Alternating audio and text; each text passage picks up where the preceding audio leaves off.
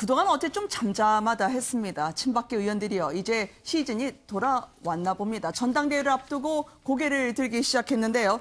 일명 복당파 의원들과의 격전을 예고하는 장면인 건지 먼저 영상 소개해드리고요. 이야기 이어가도록 하겠습니다.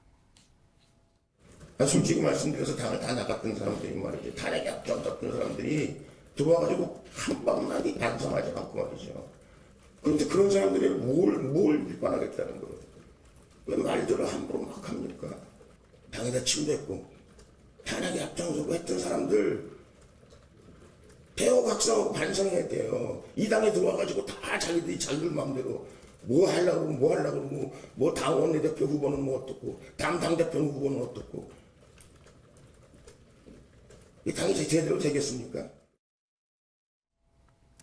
영상을 보면 과거에 친박 망령이라고 했던 김성태 원내대표가 하늘만 쳐다보고 있던데요.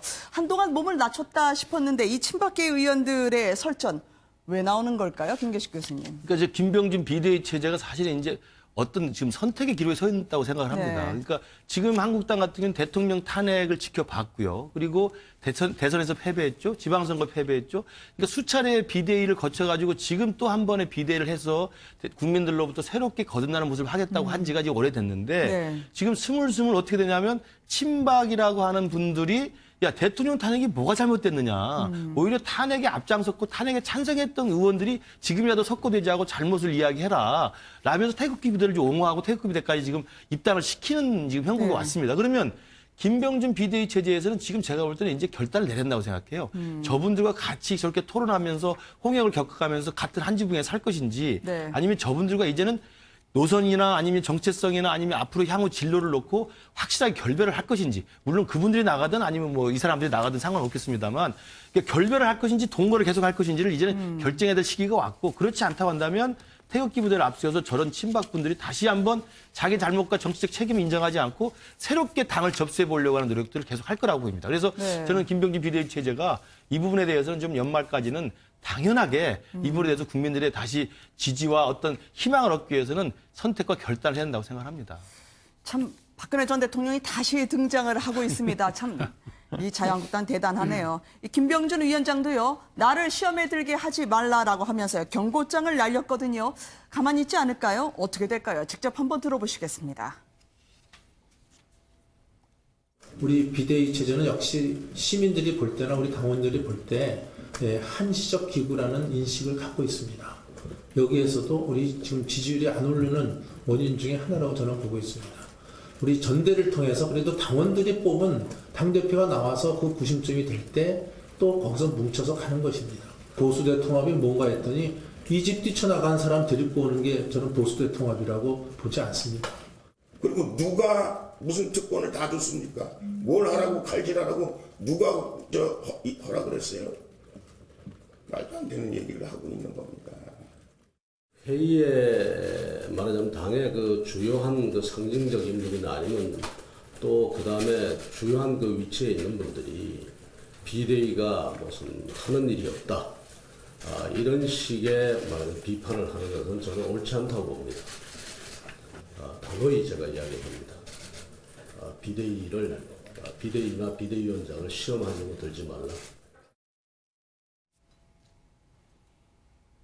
소화할 수 있는 체력이 이젠 된다라고 하지만 혹시 탄핵전으로 돌아가는 건 아닐까요? 그동안 비대위가 한 게 뭐 있냐라고 하면서요. 칼질 이런 얘기하면서 이제 말들이 험악하게 나오기 시작하더라고요. 양지열 변호사님. 초기에는 어떻게 보면은 지금 뭐 이른바 친박기라고 불렸던 분들이 조금 관망한다 할까요? 조금 숨을 죽이고 있었죠. 비상대책위원회가 출범을 하고 네. 뭔가 당이 바뀔 것 같은 얘기가 나왔고. 그런데 생각보다 김병준 위원장이 초기에 그런 일을 하려면 칼이라는 표현이 기왕이 나왔으니까 쓰려면 초반에 해야 된다고 다들 공개 지적을 하지 않습니까? 근데 네네. 그 시기를 놓쳤고 또 조강특위 시작하고 난 이후로는 오히려 뭐 사실상 위원장 역할이라고 맡고 있는 전우측 변호사 같은 경우에도 다 통합해야 된다는 쪽의 목소리가 나오고 태극기 부대마저도 끌어안는다 이런 얘기가 나오다 보니까 네. 이게 뭐 어떻게 보면 뭐 당을 뭐 혁신한다거나 이른바 좀 많은 인적 쇄신이 이루어진다 이런 건 힘들 것 같다라는 얘기가 나오고 있고 그러다 보니까 이 시기를 상실하면서 오히려 이제 내년에 곧 다가설 전당대회 쪽으로 더 무게중심을 쏠리자. 그러다 보니까 김병준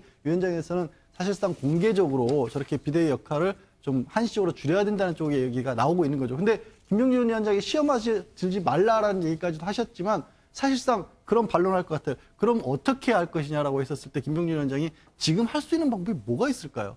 그게 이제 자유한국당에 지금 처해 있는 딜레마죠. 네. 저는 적어도 저희 그런 뉴스 이슈에서 생각을 내일 합니다. 김효조 위원장 모시고 좀 얘기를 들어보려고 해요. 그 전에 한번 들어보겠습니다. 기본적으로 변호사님. 이 자유한국당이 박근혜의 당이 아니거든요.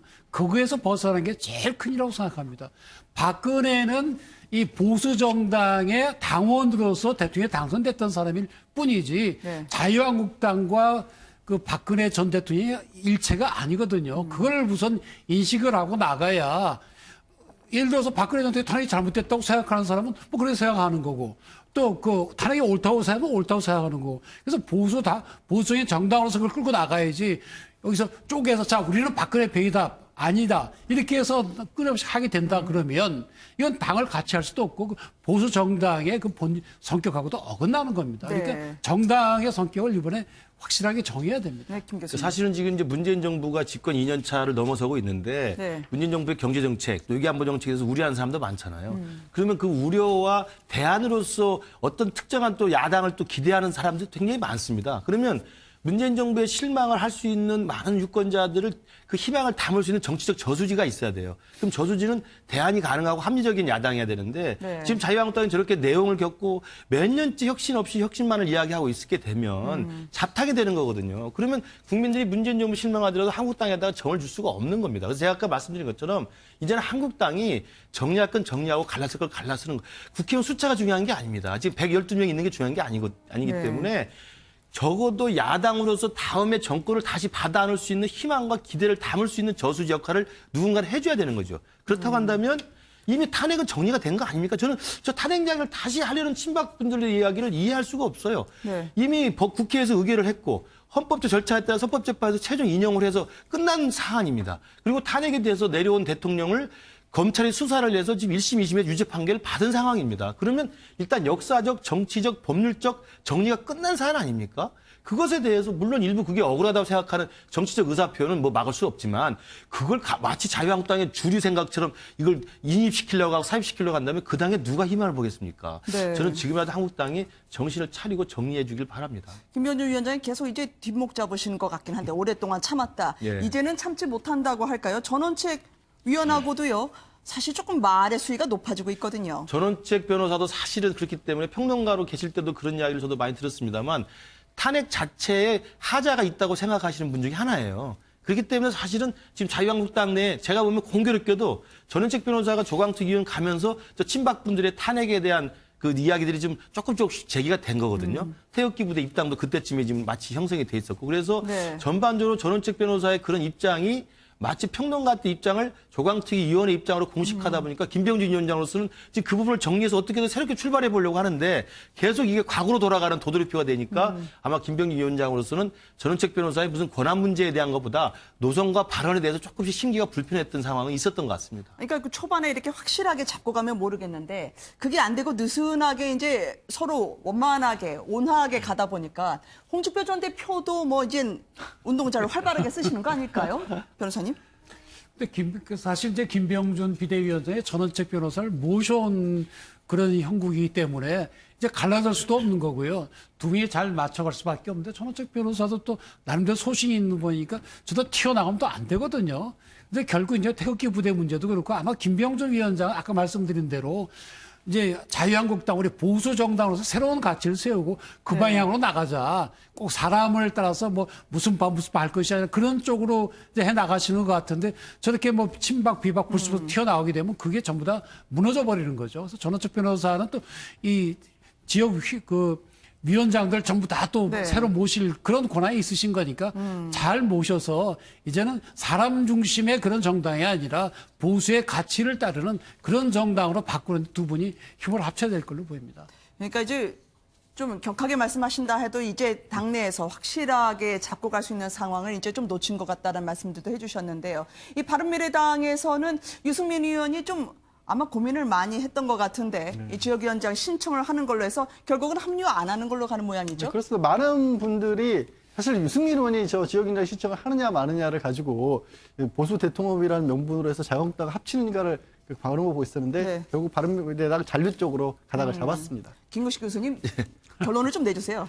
지금 바른미래당이 뭐 향후에 입장을 놓고 당내는 많은 이견이 있습니다. 그러나 네. 어쨌든 당의 존속을 전제로 해서 다른 당하고 연대를 하든 통합을 하든 재표를 하든 간에 당의 근간을 가지고 있어야 되지 않겠습니까? 그러니까 유승민 의원도 뭐 진로에 대해서는 고민이 있겠습니다만 일단 바른미래당의 지역위원장으로서 자기의 존재감을 가지고 있어야 그 당 전체의 목소리와 힘을 가지고 다른 당과 또 다른 정파와 논의를 할 수 있기 때문에 네. 저기서 지금 뭐 쉽게 지금 이 시기에 개별적으로 뛰쳐나가고 이러지는 못할 겁니다. 그렇기 때문에 유승민 대표 초선 때문에 뭐 합리적이고 당연한 거라고 생각합니다. 네. 워낙 지금 바른미래당에서 나오는 얘기 중에는요. 자유한국당의 이제 품격이나 그리고 말이 이제 좀 독설이 아니었으면 좋겠다. 간을 너무 많이 넣기 때문에요. 그런 이야기도 하더라고요. 예, 최근에 뭐 네. 이준석 최고가 그런 말을 했는데요. 그러니까 손학규 대표도 계속 주장하는 이야기가 지금의 자유한국당이 저런 식으로 친박에게 계속 휘둘리는 거라면 우리는 같이 할 수 없다는 걸 처음부터 전제를 하셨고 그렇게 되면 총선에 사라질 정당이라고 이야기했거든요. 그러니까 자유한국당이 좀 더 노선을 정비하고 품격을 지키고 합리적 야당으로서 대안을 좀 주는 모습으로 거듭나야 야권 네. 재편도 논의가 그나마 시작할 수 있을 것 같습니다. 알겠습니다. 함께해 주신 세 분께 감사드립니다. 고맙습니다.